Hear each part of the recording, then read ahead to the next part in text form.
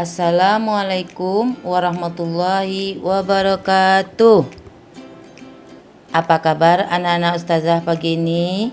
Mudah-mudahan ada dalam keadaan sehat walafiat dan dapat menerima pelajaran pagi ini dengan semangat. Oke anak-anak, kita akan masuk ke materi pelajaran IPA yaitu tentang bagian-bagian telinga atau indera pendengar kita. Oke, udah siap semuanya ya? Oke. Tujuan dari pembelajaran indera pendengaran ini agar anak-anak ustazah paham dan mengerti apa saja bagian-bagian yang terdapat dalam telinga kita.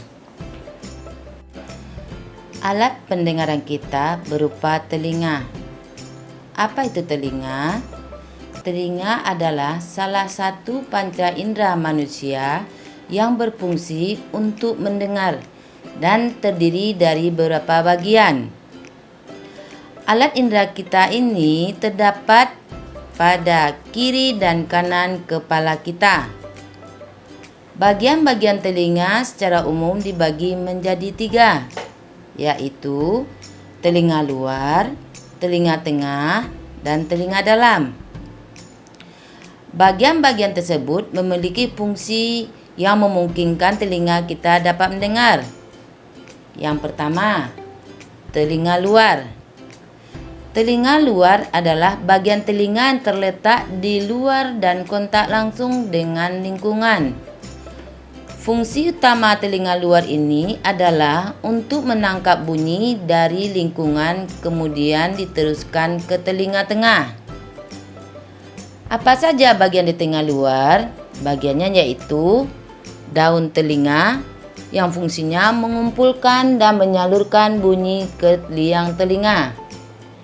Yang kedua yaitu lubang telinga. Fungsinya tempat masuknya bunyi ke liang telinga. 3. Liang telinga meneruskan rangsang bunyi ke gendang telinga. Bagian kedua yaitu telinga tengah. Telinga tengah yaitu fungsinya untuk mengubah gelombang bunyi yang ditangkap telinga luar untuk menjadi getaran. Getaran tersebut kemudian dilanjutkan pada telinga bagian dalam. Telinga tengah terdiri dari beberapa bagian. Yang pertama, gendang telinga. Fungsinya mengubah bunyi menjadi getaran. Yang kedua, 3 tulang pendengaran, yaitu tulang matil, tulang landasan, dan tulang sanggurdi. Fungsinya untuk memperkuat dan menghantar getaran ke seluruh telinga yang lebih dalam. 3. Saluran eustachius. Fungsinya menghubungkan rongga mulut dengan telinga dalam dan mengatur keseimbangan tekanan udara. Kemudian telinga dalam. Telinga dalam adalah pusat kendali dari indera pendengaran kita.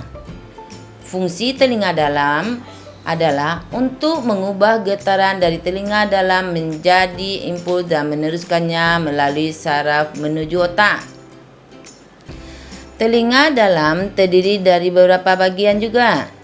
Yang pertama, 3 saluran setengah lingkaran yang berfungsi menjaga keseimbangan tubuh. Yang kedua, tingkap jorong yang berfungsi untuk meneruskan getaran ke rumah siput. Yang ketiga, rumah siput atau koklea. Fungsinya mengubah getaran menjadi impuls dan meneruskannya ke otak. Semua bagian tersebut mempunyai peran masing-masing sehingga dapat menghasilkan informasi ke otak dan akhirnya kita mampu mendengarkan bumi secara baik. Bagaimana cara telinga kita mendengar? Simak penjelasan berikut ini. Gelombang bunyi diterima dari luar, kemudian diterima oleh daun telinga. Kemudian bunyi tersebut masuk ke lubang telinga. Kemudian diteruskan ke gendang telinga melalui saluran telinga. Gelombang bunyi tersebut menggetarkan gendang telinga yang kemudian membuat tulang-tulang pendengaran ikut bergetar.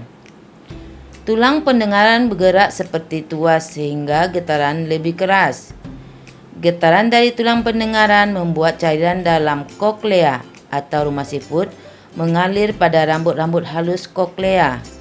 Kemudian rambut halus dalam rumah siput meneruskan getaran tersebut itu ke ujung saraf pendengaran. Lalu saraf pendengaran menyampaikan rangsangan bunyi tersebut ke otak. Hasilnya kita dapat mendengar bunyi.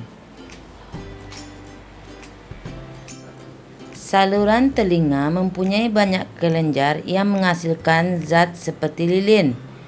Zat yang disebut serumen itu berguna untuk melindungi telinga dari gangguan dan infeksi kuman. Serumen akan menumpuk dalam liang telinga, mengering, dan akan keluar melalui lubang telinga dengan membawa bahan-bahan yang tertangkap olehnya seperti debu dan partikel kecil lain. Gangguan pada telinga. Telinga merupakan bagian yang sangat penting dalam tubuh kita, dan ada kemungkinan terdapat gangguan pada telinga kita, sehingga dapat mengganggu pendengaran dan berbagai fungsi tubuh lainnya.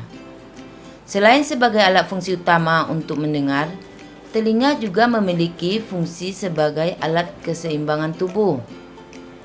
Perilaku hidup tidak sehat dalam merawat telinga akan mempengaruhi kerja telinga.